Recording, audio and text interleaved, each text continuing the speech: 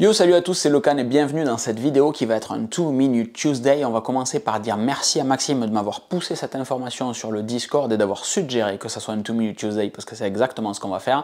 Ici, vous allez apprendre à quoi correspond le numéro de modèle de votre iPhone et comment savoir d'où vient votre iPhone grâce à ce numéro de modèle. Quand sur votre iPhone, vous allez dans Réglages général, Information, vous avez différentes options d'afficher. Vous avez évidemment le nom que vous avez donné à votre iPhone, poète iPhone. Vous avez le modèle de votre iPhone, un iPhone 14 Pro dans mon cas. Vous avez le numéro de série qu'on connaît tous pour vérifier la garantie, etc.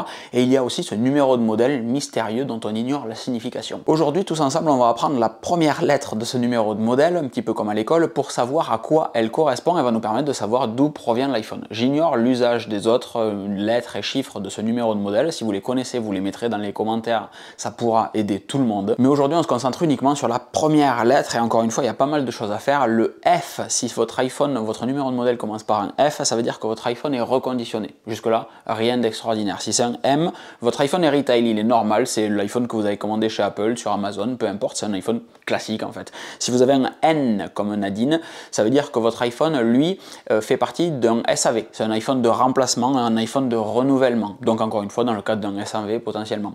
Et si maintenant vous avez un P, ça veut dire que votre iPhone est personnalisé dans le cas d'une gravure, comme c'était le cas sur les iPods par exemple. Moi je faisais graver mes iPods à l'époque, c'était cool. J'ignorais même que c'était possible pour les iPhones, mais manifestement, on peut avoir un iPhone avec un numéro de modèle qui commence par un P, puisque c'est gravable. Et c'est littéralement tout ce qu'il y a à dire pour cette vidéo, donc il n'y a aucune raison de faire plus long et de rester dans le 2 Minute Tuesday. Si elle vous a plu, vous mettez un petit pouce, vous la partagez à un pote à vous, que ça peut intéresser sur vos réseaux, sur du LinkedIn, sur du Facebook, sur de l'Instagram, sur ce que vous voulez, Twitter et Mastodon, dont vous avez les liens et vous pouvez me suivre dessus.